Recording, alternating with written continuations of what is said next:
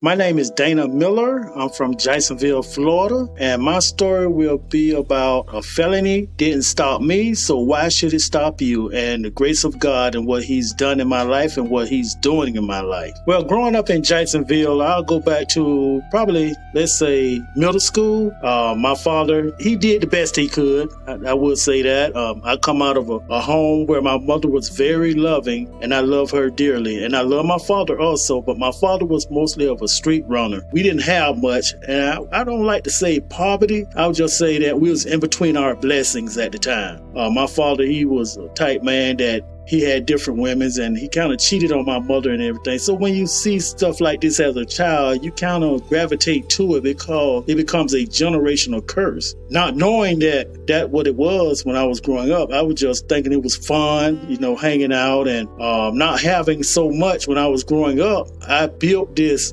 facade that I was the man, that I was everything. I say we call it fake it until you make it, and I faked it until I made it by coming out of poverty and not having so much. I always dreamed about having things, materialistic things, living in big homes, driving in fancy cars. And so I created this character, I created a facade, I would say. After graduation, my brother, he went off to a school in Kentucky. He was gone for 6 months. I was working downtown. I was wearing suits to work, standing in the project, still going downtown, faking that I was working. I love putting on business suits and reading the New York Times and the Jacksonville Journal magazine, business magazines, as if I was a lawyer or insurance agent. Because the facade kept going on, I started believing that this is really who I was. So by me believing that lie, I started living up to that expectation that everybody sees and what they expected out of me now. So my brother, he go to college. He comes home for the spring break in 1987. When he come home, he said, Dana. I said, what? He said, man, why you not selling? Man, everybody making money. I said, that's not for me. Mind you, my brother had 2 weeks home for spring break. He did not go back to college. 2 weeks later, I saw him with a brand new Cadillac. And so when I saw him with the brand new Cadillac, we go to the nightclub and all the women's are on him. Like if we were in high school, when everybody recognized us and we walk in the building, we was the life of the party. He looked real good. He had jewelry on. He was the man. And I noticed a lot of the young ladies, when I approached them, they kind of shunned me. They're like, oh, we don't want to talk to you. We about your brother. Your brother, they didn't say it per se, but you could tell their reaction and the way they carried themselves, and they started hanging out around my brother. And I was like, I felt some type of way. Remind you, I started feeling the way I did when I was younger, when I wasn't getting the attention that I wanted. So now I knew I wanted the attention again, and I asked my brother, I said, man, all right, help me get on. He said, you want to get on? I said, yeah. Get on is put me in the game with you. So he gave me $5,000 worth of juggling dimes. My first night, I'm in some projects, not knowing that this lifestyle, the consequences of my actions will catch up with me years later. But at the time, I thought I was having fun. I was living the life. I had started making money. When I started selling, I was turning 21. I was 20. And I was selling. Didn't know what it was. I knew you can make a lot of money off it. So I was making $6,000 to $7,000 a night off of selling. I want to go back to the first night I sold.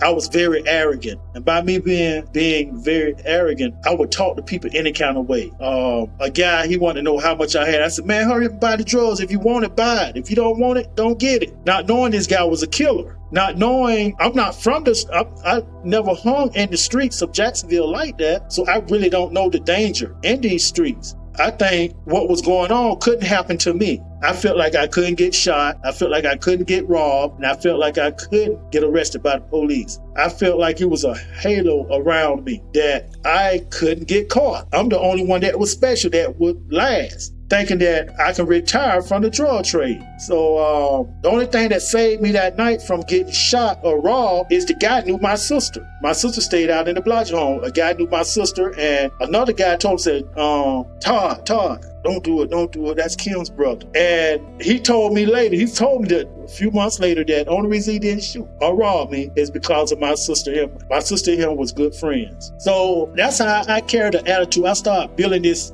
macho type attitude, untouchable, like I'm a gangster. Me, a little boy from the projects, from the hood, never even experienced this type of lifestyle, thinking now I'm a gangster because I got a gun. And I started toting firearms on me. That's a part of the trade. The violence comes along with it. So I'm hanging out, and one day I started going to barber college, trying to do something. My mother was telling me, Dana, you need to do something with your life. She didn't know that I was selling, but she knew I was wasting time. Idle time is the devil's playground. So I started barber college. I didn't finish that year. It was in 87. I didn't finish. So I had bought me a 1966 Cadillac, Dandyville Cadillac. I painted it because we was into old antique cars back then. I parked my car. I had got a place near the project, a little shotgun house near the projects where I was selling.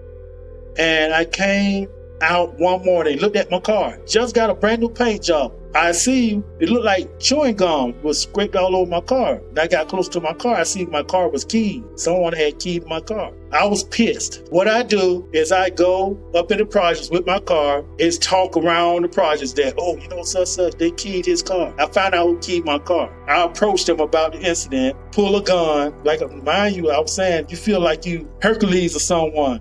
With the firearm on, you feel untouchable. Had the gun on me, pulled the gun on the guy, didn't shoot him, jumped back in my car, went and got my partner from the other side of the projects. We get in the car, we run. We see this guy, I pulled the gun on him. His brother and himself got in their car, and they come where we were, so they saw us. We jump out the car with our guns, trying to sneak up on them to shoot them, but they caught us from the blind side and a tree. I see a big tree. I was trying to get behind the tree so I could get a good aim. But about 5 feet before I got to the tree, I failed on my left side. And I wondered why I failed. And come to find out, I looked down, my leg was shot off. The ambulance came.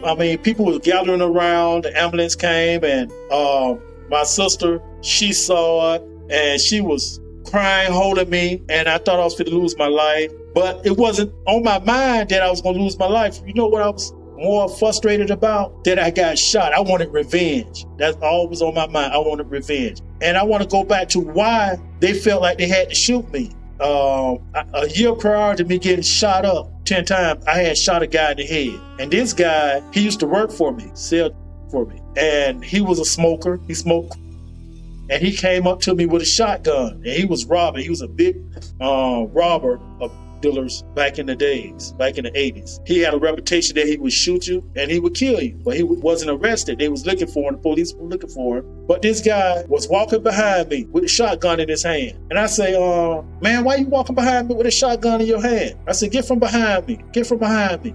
And he walked up on me and hit me in the head with a shotgun and split my eye. I told him, I said, you're going to have to kill me. So he cocked the gun back, aimed the gun at me, and pulled the trigger. The gun jammed, bullet jammed. I got away. Went to some friend's house the next morning, snorting with a pocket full of, wondering how did I get to this point in my life? Just want to be somebody, just want to have a reputation, just wanted money. But I had become evil. I started snorting. And I'm upstairs in the project with a bandage across my eye with about 10 stitches in my eye. All I wanted was revenge. But God still was with me because I left out the project. I had a little gun. The little gun I had in my hand was a .38. I saw this guy. He was bragging about what he did. Yeah, I did it. I do y'all the same way, cursing. I walked up to him with the gun, put it at the middle of his head, and pulled the trigger. The gun fell apart in my hand. The gun did not go off. If that gun had went off, I would have killed him right there. Thank God I didn't. But a friend of mine had a 45 handgun, automatic, semi-automatic 45. He gave me the gun. I grabbed it real quick, walked back up to the guy, and put the gun at the middle of his head to shoot him. I pulled the trigger, it fired. I don't know how the bullet ended up hitting him in the jaw and came out the other side. I guess as soon as he saw me pull that trigger, he must have moved his head real fast, and the bullet caught him in the jaw. The police came. They said he was wanted. I didn't really do nothing. 45 days in the county, in jail for that shooting. I should have been charged with attempted murder. But the night that I went to the hospital, I filed an incident report about him trying to rob and hit him in the head. So that saved me from going to prison. God was with me then. Now, when I pulled the gun on the guys about about my car is because I felt I could get away with it. I got away with it once. I feel like I could get away with pulling my gun. I thought I was God. I thought I was the man. I had a reputation in the streets. Don't bother Dana. Don't bother Dana. He's dangerous, man.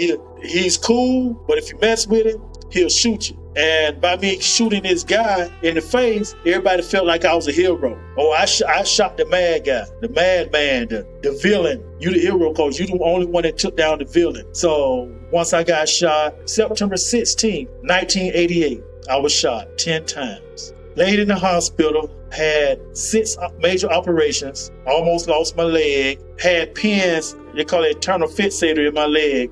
I stayed in the hospital for 2 months. Getting out of the hospital, that didn't stop me. Anybody in their right mind would have stopped selling and got out the streets. How about I went back to the streets selling drugs on crutches? I learned how to ride a bicycle. So I was able to get around on a bicycle, kick one paddle and let it come back round. I couldn't use my left leg, but I could kick the paddle, make it come back round, just keep kicking it. And I would learn how to ride. And I taught myself, that was my rehab. Went back to Barber College. 1989, I graduated Barber College. When I was out there in the streets, after I got shot, I told myself when I got out of the hospital, if I'm going to be out here in these streets selling drugs, I'm going to get me some money. I'm finna get some real money. I'm finna live the lifestyle. Now, my brother Ike was living, from the time he entered, he lived like a kingpin. He drove the best cars, wore the jewelry, traveled all around the country, had the beautiful women, did all of that. They tried to get me to come into their world, but I loved my world. I loved the thuggish world. I loved the projects. I loved being in the streets. That was more excitement to me, and I don't know why. I don't know how my mind got so possessed with wanting to be in the streets. When I was in the streets, I was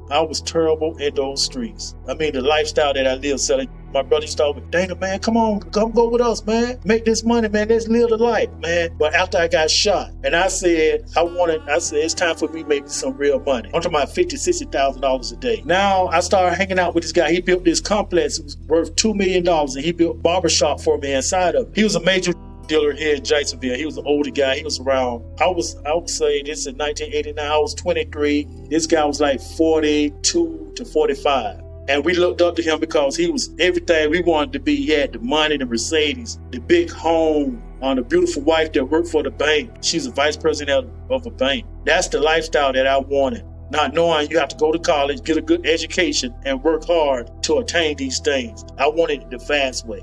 So I started hanging out with him, met a lot of beautiful women. And the reason why he really liked to hang with me because I knew a lot of young, beautiful women. And he had the money. And I had the women. So I introduced these beautiful women to him. He got upset with me one night about a young lady that was very close to me. He wanted to be with her. She didn't want him. She wanted me. So him and I fell out, not knowing that this would be a blessing. I stopped hanging up there. I gave up my beauty salon and everything and stopped hanging up there. 2-3 months later, the FBI, the feds, and the DA came and arrested everybody in our organization except me. I didn't get caught up in it. Not knowing that I was fit to be investigated. I leave there. I moved on the east side of Jacksonville. We call it out east. October the 1st, 1991. A guy came to my home, bought drugs. I never saw him before, but someone sent him to me. Someone very close, I don't want to mention his name, sent the guy to me, and I believe it was a setup. Because that guy came and bought drugs from me. He took off running. And that's one thing I don't do. I don't sell people that I don't know. I don't know why I sold that guy. And once again, I realized today all things work for the good of those that trust and believe in the Lord. And God was with me that day. After that guy left, about an hour later, I heard do-do-do-do-do-do-do-do-do-do-do-do-do-do. So I'm thinking it's raining. I'm saying, what these guys doing outside working today? I go outside. It was the police department, the FBI. All of them was banging on my door, tearing my burglar bar door down. I was like, oh, and mind you, I had just read up on a whole stash of, I had money and I had guns in the house. And I had my daughter with me. And I was high on when they kicked my door in. 1991, October 1st, I was arrested. I was taken to the memorial building, asked questions, and the first thing the agent told me when I was in the house, when I got arrested, they had me to go in my game room. I was laying my daughter, she was laying on top of my pool table. I was changing her clothes. And a female agent had a mask over her face. She said, Mr. Dana Miller, wow, what a beautiful home. It's sad that you would not see this home again. I said, what you talking about? I'll be out. She said, no, you would not see this here again. So you might well kiss all of this back. I said, well, yeah, I'm not worried about all that. Not knowing she was telling the truth. I was arrested. A friend of mine's, they called a friend of mine's to come and get my daughter. She got my daughter. I was taken downtown. They took me to an interrogation. When I went in interrogation, they asked me all these questions. I played dumb like I didn't know anything. I wasn't scared of anything because I was how. But as soon as they put the handcuffs on me, I said, oh, thank you, God. I felt a sense of relief. If I tell you, I never felt that type of relief because it's like they was taking me away from that world, which they were. And when I got in the police car, I just laid back. I was at peace. I really was at peace. Not knowing I was going to catch as much time as I did. So I sat in the county. They set my bond real high. I did bond out, got a paid attorney. And they were saying if this attorney represented me, he was one of the best in Jacksonville, that they would add more charges to me, that it was going to stick, and that it wasn't worth the attorney effort to represent me. For some reason, he didn't represent me. So I sat in the county 5 months. My case went to the state. They was trying to give me a life sentence. Come to find out the guns was illegally seized. But when I was in interrogation, they had all type of pictures of me in the club hanging out. So they told me, they said, Mr. Miller, you can't lie to us, because we have all this evidence on you. And I looked at the picture, I was like, oh man. And come to find out a young lady I was telling you that was an agent. She was one of the agents that arrested me. I met her in the nightclub, not knowing who she was until I went to trial. That's how she knew me. That's how she knew to call me Dana. I met her in the nightclub. They knew to send a female at me in the nightclub.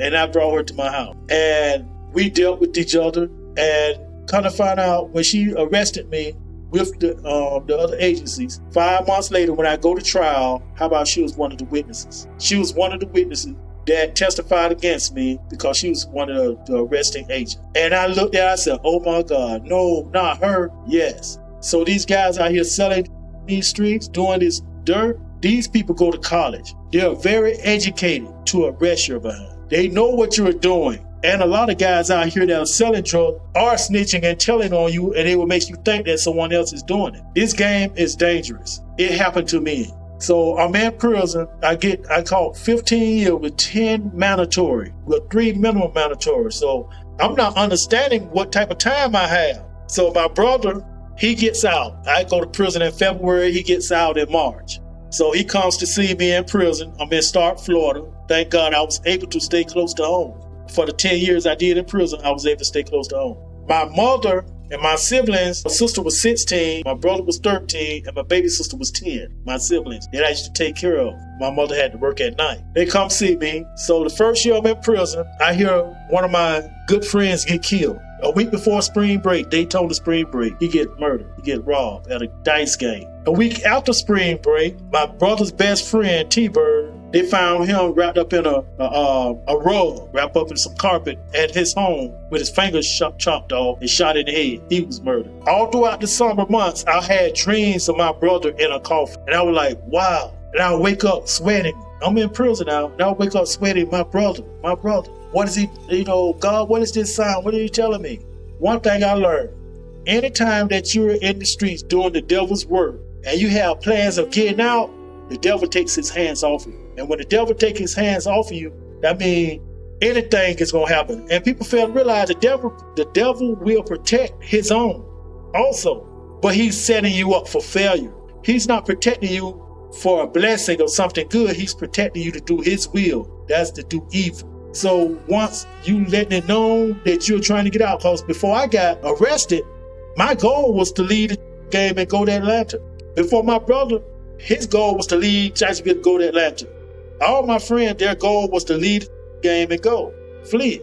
But it never happened that way. Tragic always happened. Me going to prison. So while I'm in prison at Thanksgiving weekend, my brother, he comes to see me. We talked for a while. He said, Dana, I'll be to see you with Dad, my father, in 2 weeks. I'm in prison a week later. Laying in the bunk, 5:30 in the morning. I get up. Dana Miller, report to the chaplain's office. And I jump up out the bed, not even brush my teeth. I knew in my spirit, man, what had happened. I just knew it. A lot of the guys was in the day room watching television, news was on, not knowing they was looking at the incident because Jacksonville was right down the street from the prison I was in, about 45 minutes away. So we was able to get the Jacksonville local news. They called me to the chaplain's office. I said, Chaplain, it's not my brother. Is it not my brother? He said, Dana, hold on. I said, Chaplain, please tell me it's not my brother. My brother's all right. He said, hold on. He put the phone on pause. He said, Dana, it's your brother. He was raw early this morning. I said, is he all right? No, Dana, he didn't make it. My brother was murdered. I was so devastated.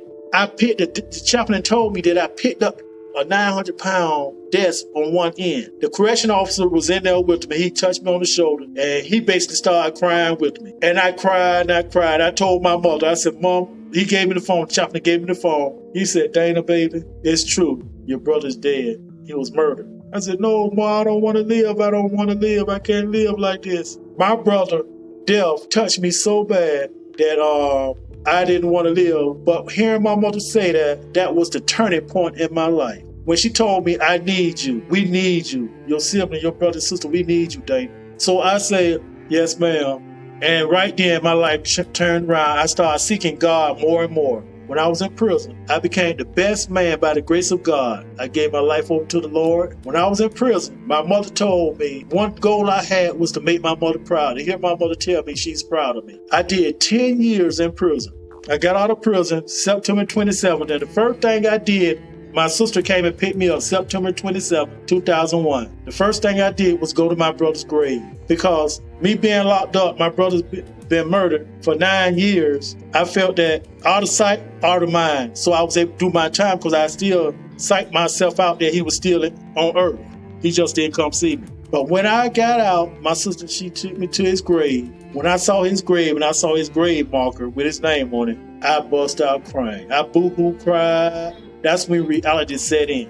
Now, my first day out of prison, I had some money, a few dollars saved up from work release and stuff. Come from making $78,000 a day to making $7.50 an hour.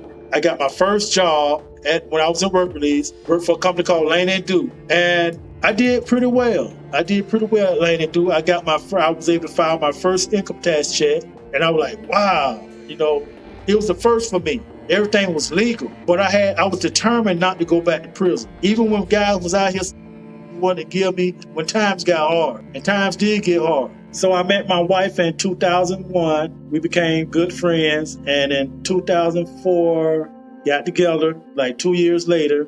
We have 2 sons, and I was working for this. I had this job. I was making like $335 a week, and God kept us. He kept us where I was able to take care of my family, but we wasn't able to afford different things that we wanted. 2010, I went back to barber college, got my barber license, started by cutting hair in 2011. 2013, I got my own barbershop, and in that time frame, I've been all over the place, cutting hair, met so many different people. I do a lot of community work now.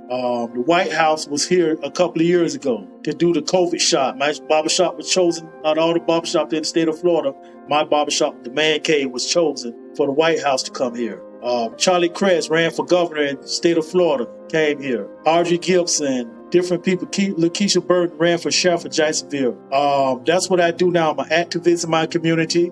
Despite what I've been through, I've learned a felony didn't stop me, so it shouldn't stop you. Believe and trust in God. Right now, my life is awesome. My son, one is in the Navy, and the other one is fit to go to Full Sail College. My wife is we still together. We're serving the Lord. I'm a deacon in my church. My mother, I just love her. She just moved here to Jacksonville, and everything is just working out wonderful. I just give God all the glory. So I look back over my life and over the years, and I realized that God always had his hands on me. He has a plan for me. And now I spend my life trying to educate the youth and let them know that these streets are a cancer. They will kill you, and that the streets haven't lost.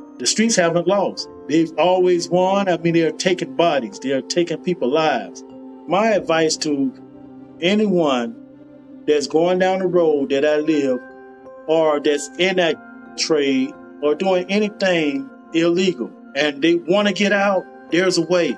You have to pray about it. You have to want to change. You have to want to do better, because you can look around and see the destruction. In my era, when I was selling, I didn't see all the murders and killings in the beginning. I didn't see the traps. But now, in this generation, you all see all the traps. And that's what it is, a trap. You have to want better for yourself, because you only get, what they say, you live once. No, you die once. And you can live every day if you choose to do the right thing and not fall in those traps, because that's all they are. They are traps to kill you or to incarcerate you. And I've been there. I know. And that's why I say ones that's complaining about they can't get a job because they have a felony. Yes, you can. Yes, you can. Yes, you can. Because I was able to do it by the grace of God. And put God first and believe in Him. And all things are possible, because the good He has for you is unimaginable. You can't even think all the good that He has for you.